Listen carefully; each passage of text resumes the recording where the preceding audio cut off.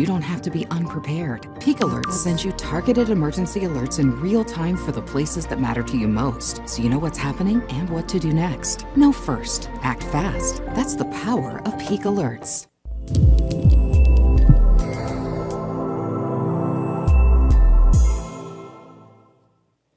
Well, good morning, crew. It is Wednesday. It is July 8th. I am Matt Meister. This is Mornings with Meister. We do it every Monday through Friday morning at 6:30 here on Peaks to Plains Weather. The Peaks to Plains Weather 24-hour channel, Roku, Fire TV, Peaks to Plains Weather app, toplainsweather.com, YouTube, wherever you are, that's where we are. When we're live on the channel, we push it to social media as well. So just trying to take care of you in the digital world. And I'm going to start off this morning with a new fire that has been reported. It is likely from lightning late yesterday. It's off to the southwest of Colorado Springs, to the west of Highway 115. So this is west of Fort Carson, south of Cheyenne Mountain Park. It's about 5 acres right now. And there are pre-evacuations for Rock Creek Canyon Road, kind of on either side of that, about a 1.5 mile radius. This is a fire that the Colorado Springs Fire Department was investigating yesterday. I'm not sure if it's the same fire. I think this one was a little farther north, but it may be the same one. They were using a drone to get that, kind of locate exactly where it was, and hopefully this one got put out. But it was caused by lightning, and that new one may be as well. We transition to the Aspen Acres fire. It's still the north end of it, up in the northeastern corner of Custer County. That's been most active over the last 48 hours. A lot of work being done with dozer lines, individual structure protection around Greenwood and Wetmore. I'm heading there with the Custer County Sheriff Office today. One of the deputies and the sheriff are going to take me around into the fire. We're going to investigate some things. I will have reports for you from the field today, and we'll have a more in-depth report coming up this evening. But, this obviously continues to be a significant issue. At last check, late Tuesday, was at just under 94,000 acres, 16% contained. But in the report last night, they talked about some really good work being done on all aspects of this fire. Structure protection still happening, but they are getting some lines up in places, and hopefully we'll continue to see some containment be reported with this fire. Yesterday, there were storms in the area. We didn't get much significant rain over the fire, which is a double-edged sword. We'll all take the rain right now, but you can see the burn.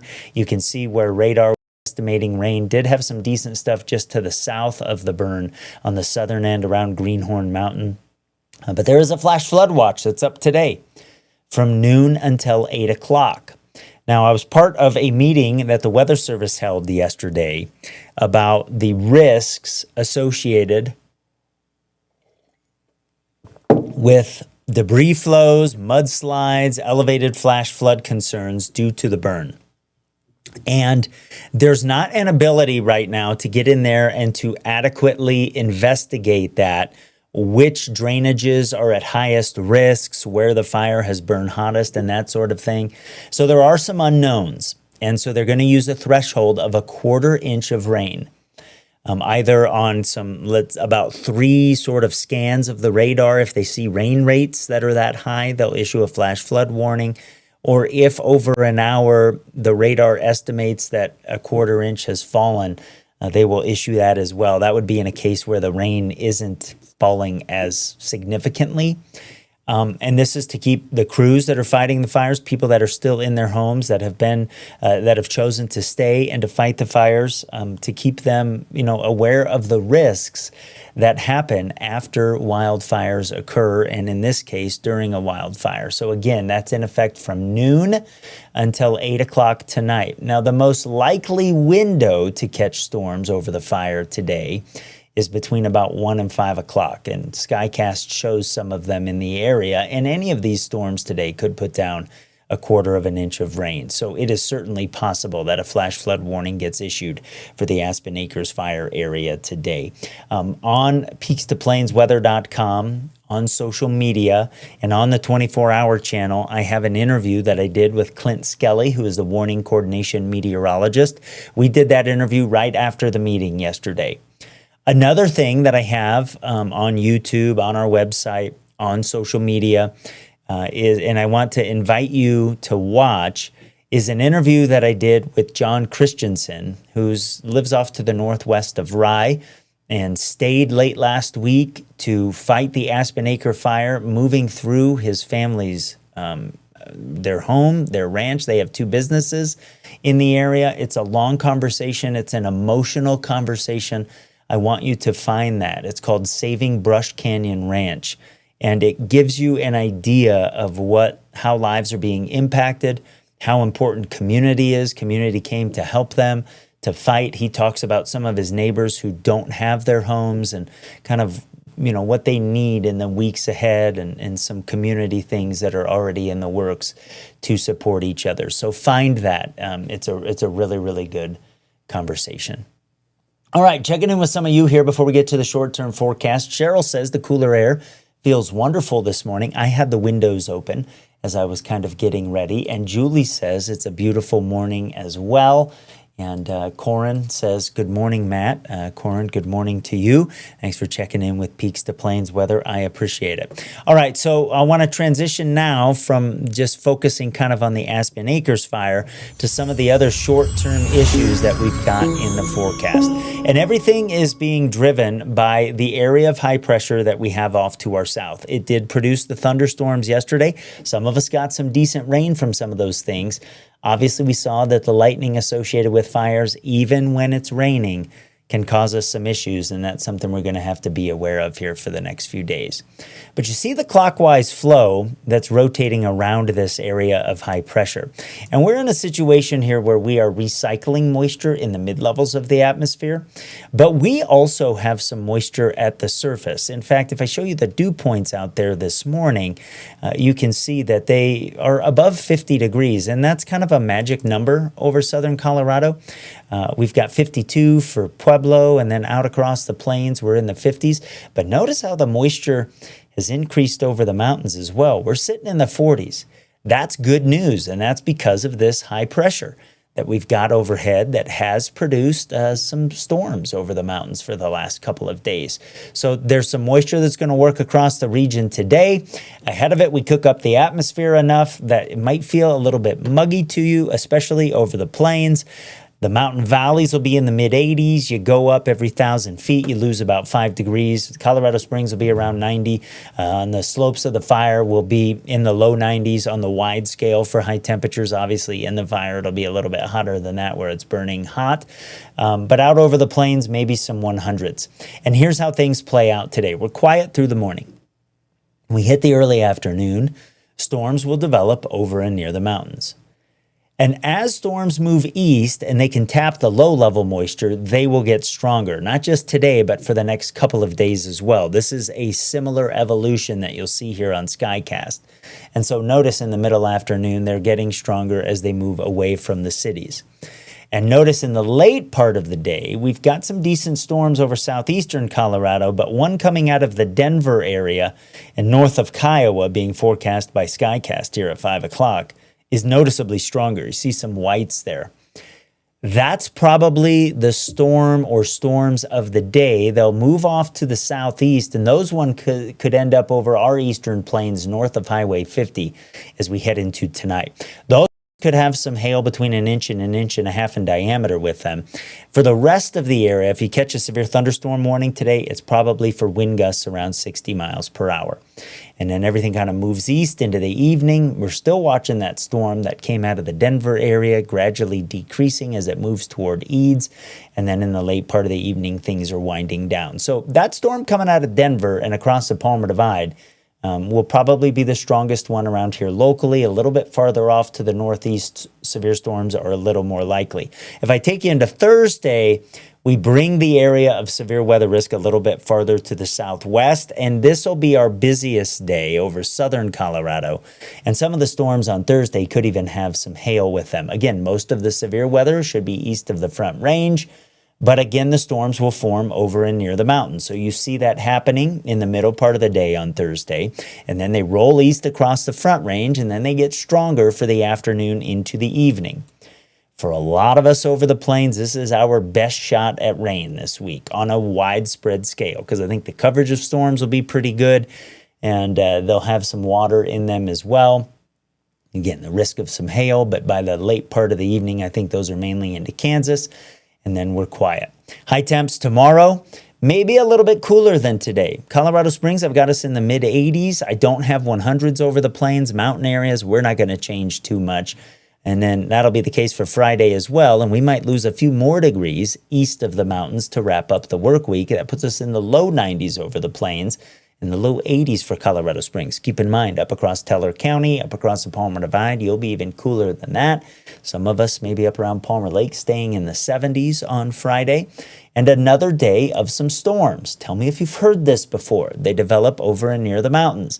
On Friday, it will especially be the eastern mountains. I think up across the Continental Divide, the chance of storms is less. I don't think they're as strong Friday as what we get Thursday, but we still could catch a severe thunderstorm warning. I think it'll mainly be for wind on Friday as of now.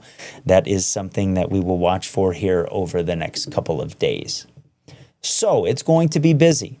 We're watching for lightning potentially starting new fires. We've got the Aspen Acre fire, flood concerns with that. We want the rain on there. I think we'll take a day of some maybe flash flood warnings to get some rain on that fire. I think you'd all agree with that. And then the chance of severe storms over the plains. So there is a lot going on. Thaddeus says a new fire by Fort Carson. We talked about that, Thaddeus, and we will come back to that here at the end. And Anna says it's always nice to know the weather. I mean, it's always nice to know the forecast of the weather. Sometimes it doesn't work out, Anna, but, we try to keep that to a minimum here at Peaks to Plains Weather. So before we hop to our extended forecast, since I know some of you are jumping in and out, we will go back to the new fire that is off to the southwest of Colorado Springs and to the west of Fort Carson. There are pre-evacuations with it.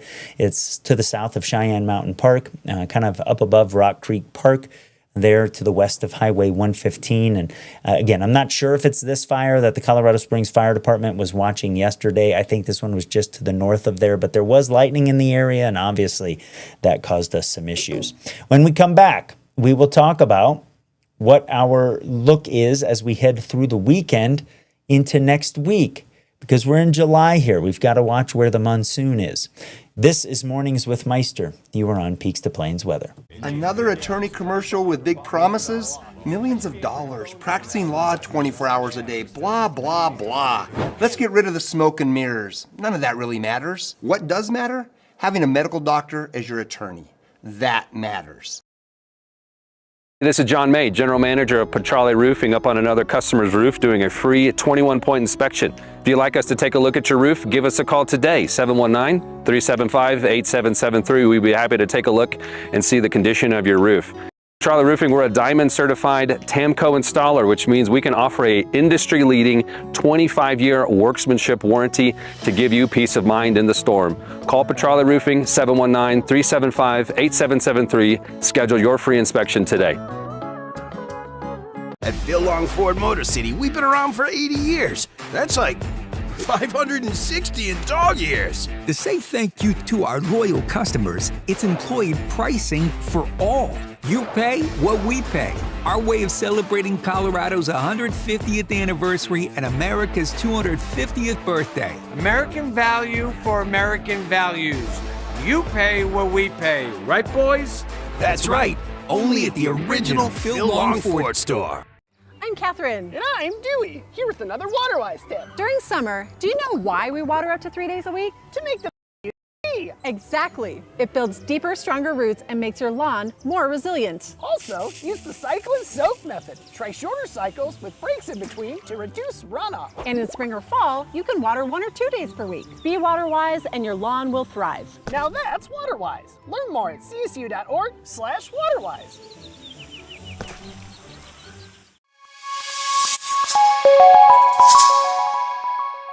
As we jump into the extended forecast here, what we have to watch in the extended is the position of an area of high pressure that we get over the North American continent during this time of year. It's a seasonal wind shift that we call the southwest monsoon.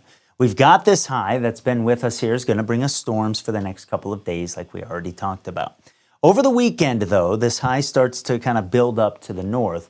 And that'll start to dry us out a little bit. It is going to increase our temperatures as we have fewer clouds around.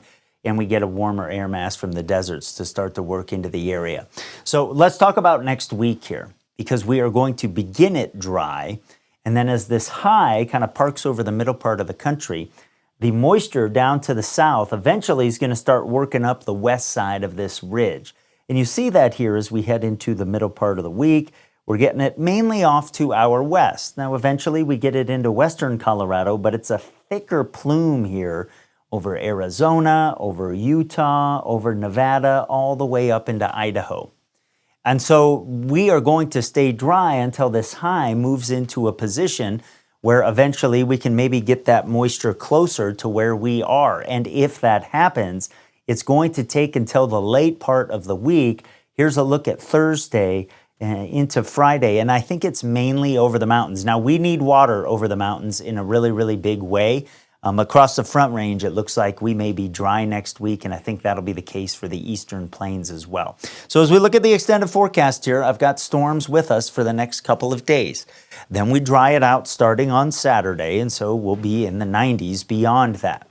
By the tail end of next week, in the cities here, east of the mountains, maybe we start getting some more clouds around. Maybe that knocks at least a couple degrees off the temps, and maybe our mountain communities get some storms.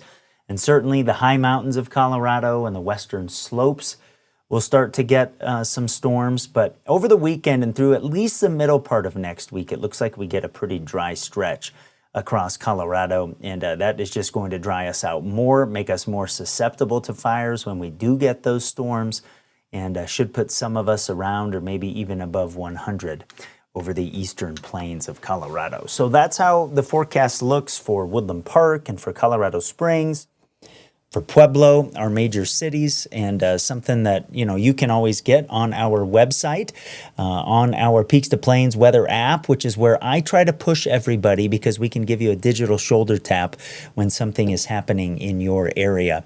You can get the forecast for exactly where you are. All right, 6:49 right now. Caitlin is checking in from Pueblo West this morning. She says it's a rare sight to see the mountains not being blocked by smoke. So she is trying to stay positive. Thanks for sharing that, Caitlin. That put a smile on my face.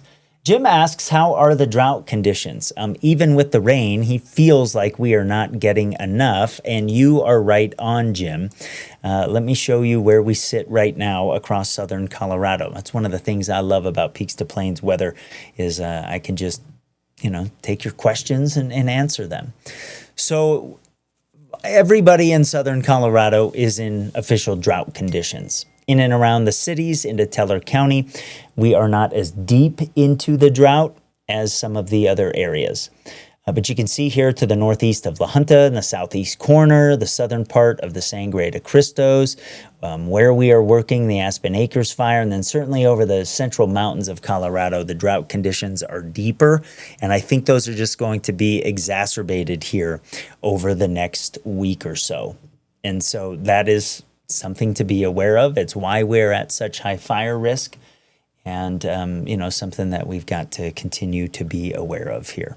All right, I just got a text from the public information officer of the SoCo Wildland Management Team. They have crews that are hiking into the fire. He says it's a very difficult area to get crews into.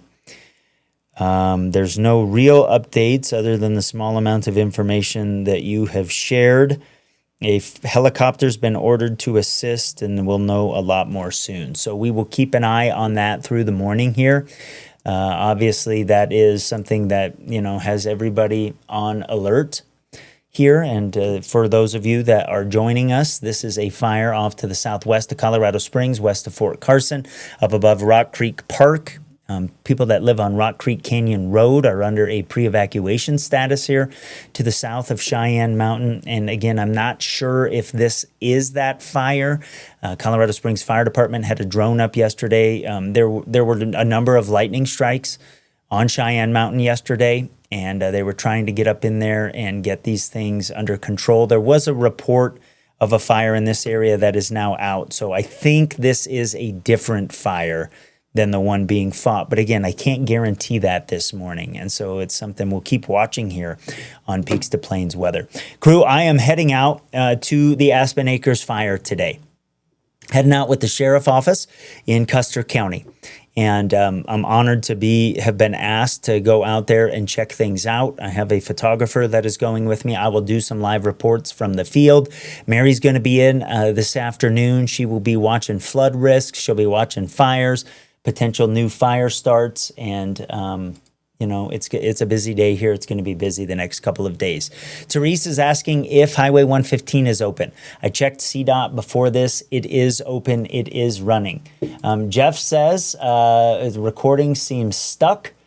Beautiful morning for a walk. Sandy said the recording seems stuck. Well, that could be your internet. I don't know. Savannah says, thanks for the updates. We're just outside of the pre-evacuation on Rock Creek Canyon Road. It is scary. I understand that, Savannah. We'll keep an eye on that for you. So Isaac, he's helping me. He says, that one I was looking at is out. This is a new one. Thank you for that, sir. I appreciate that. Isaac is the public information officer for the SoCo Wildland team. So crew, that's what this is about. It's our weather together. I love doing this. I love the participation from you, and Mary and Rachel and I love being able to serve in a more intimate, closer way, in a better way than we were able to before. So if you haven't downloaded the Peaks to Plains weather app, please do me a favor and download it and tell your friends about it as well. Maybe help them download the app, tell them some of the things that are available in the app. I will here in the next week kind of do how to use it, how to customize it.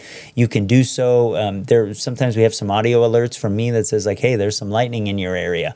If you can turn those off in the top right-hand corner of the app, if you don't want to hear those, maybe leave them on for severe thunderstorm warnings, flash flood warnings, and tornado warnings, but you can turn them off for other things. We made this thing very, very customizable, so you can do what makes it work for you. Like if you're a Little League coach or a soccer coach, flag football coach, you have groups of people that are outside. Maybe you want lightning notifications to keep those people safe. So is something to be aware of. All right, crew, I got to run today. I got to head out to the Aspen Acres fire.